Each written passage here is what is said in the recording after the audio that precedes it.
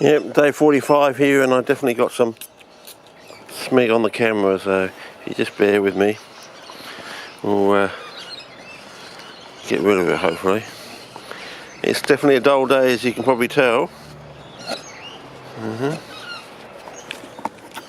Colour check on the yellow of the banana skin, yellow on the brown, and that's dripping. We don't like dripping taps on the driest state, on the driest continent on the planet. Anyway, day 45. I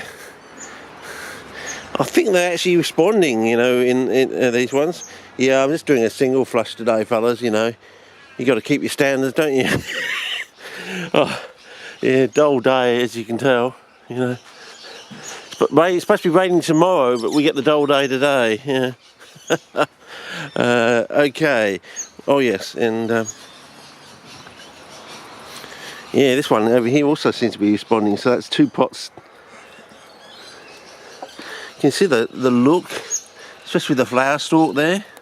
The actual colour, it's hard to tell. Yeah, definitely something is, what's the word, what's the phrase? There's something is afoot, something is afoot, if not a metre. What do you reckon, fellas? Clayton's Red Sunset? You never know, you never know. Anyway. But this one so far is the best overall, I think. So, still, I know I'm still waiting for this thing to either, you know, go and go off or something. I mean, this is a cape, you know. How hard is it to kill a tape? Well, they said, you know, I'm the best cape killer on the planet. Well, that's what they say anyway. And as I said before, the best cape, overall cape for size.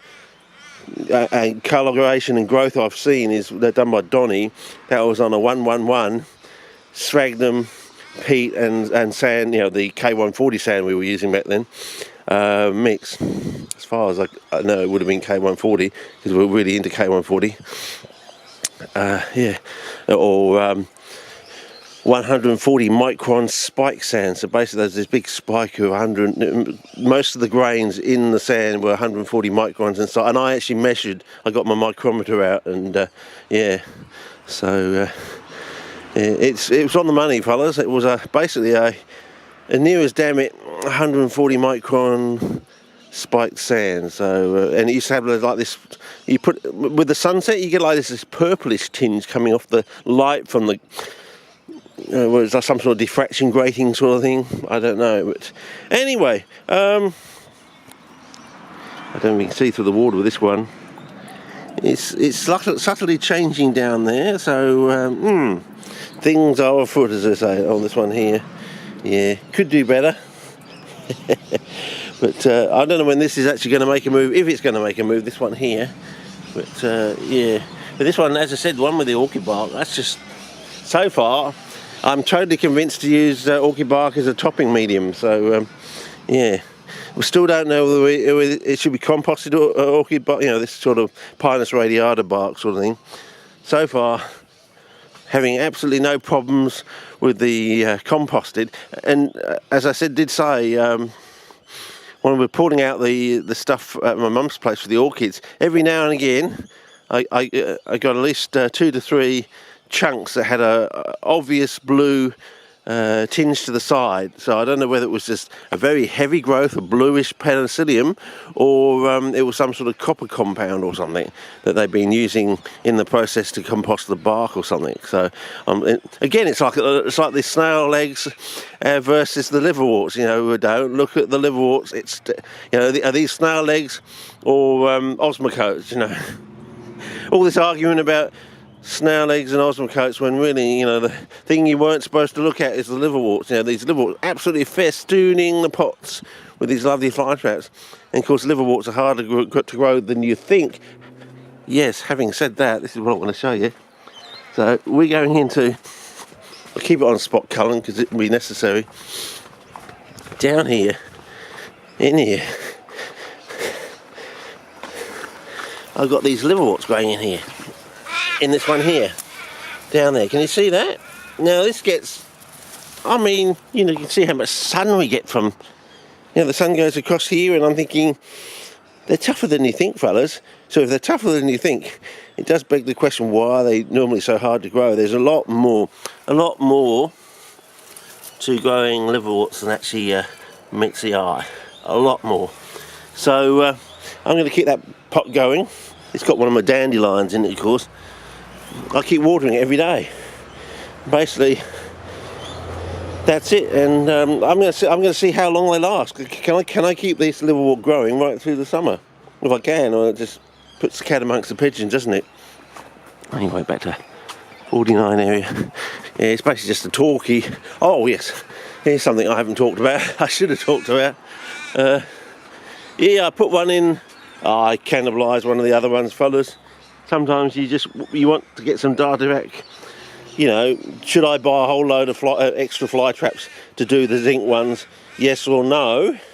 So I'm quite happy with this. I might put another one in, cannibalise another one tonight and put it in. So far, but so far, no obvious sign of changes like we're having with. I mean, this one you can definitely see differences, especially around the flower stalk.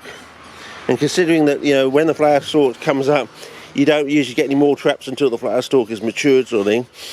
And you ask yourself the question: where does all that food starch reserve and food source of the flower stalk go when it dies back? Is that why you get the large traps? All that energy and storage in the flower stalk, if it dies back, if there's no seed. Will you shut up, please? I'm trying to talk here. Okay, yeah, talking to the birds. He's going mad, fellas. He's starting to talk to the birds. So yeah, I don't think I'm going to water this one today. Being, you know, all newspapers say it might get a bit too wet and you might get a bit of rottage starting to happen in there. So yeah, anyway, as I said, I had this smell on this one and I said it seemed very familiar and I was hard to place it. I'm thinking maybe tungsten sparklers, which is hard to fathom, you know. Tungsten sparklers, you know. Is there any tungsten there? It's supposed to be just zinc oxide. I mean, do they put a bit of tungsten in there just for some particular reason? To stop it from going bang or something? I mean, being a fine powder or something, to try to stop it from self-igniting or something, I don't know. But as I said, it seems to smell like, or tin mine granite or something. Maybe it gives off acetylene, because granite from areas, especially tin mines, I think, gives off, when you crack it, you can smell acetylene coming off. Naturally produced acetylene from granites from tin mine areas and things like that. I'm wondering, does it generate acetylene? Well, we could test that. We could actually put, take a green bottle and just fire some acetylene into it and see if it goes pink or red. Maybe we could do that. I don't know. Where do I get acetylene from? Yeah, okay. I'm gonna have to go to someone who's got an oxy welding torch in their shed or something and say, can I just borrow you a acetylene bottle for 5 minutes? Can you just gas this bottle for me? Anyway, I think that's about it. Yeah, nothing really to report there. I'm not watering this one today. I think they just get too wet. So, but still no growth on that patch so far. It hasn't gone green. So, interesting. Yeah, interesting indeed. Why isn't this patch greening? Is it just got contamination with the piece of plastic? You know, it's got some of those tetraphthalates in it or something, and that's inhibiting the growth. I don't know. But anyway, does look somewhat wild look now with some of those Brad R or Richard Bradley photographs.